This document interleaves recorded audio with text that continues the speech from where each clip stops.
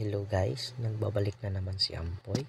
So ngayon guys is tuturuan kita kung paano i-on ang digital creator mo sa Facebook mo.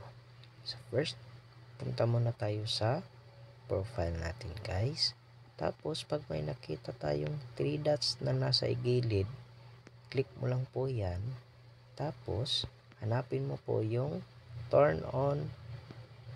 Yan. Turn on professional mode. Yan. Turn on mo lang po yan guys para ma-activate mo na po yung digital creator mo. Yan po. Pag na-turn on mo na yan guys, pwede mo na yan i-back yan guys. Ayan. Tapos i-refresh mo. Ayan. Yan na po guys. Naka-on na po yan guys. Para lang to sa mga hindi pa marunong kung paano gawin. So, yun lang guys ang may tuturo ko sa inyo guys. At sana makatulong po ito sa inyo. Salamat sa panonood.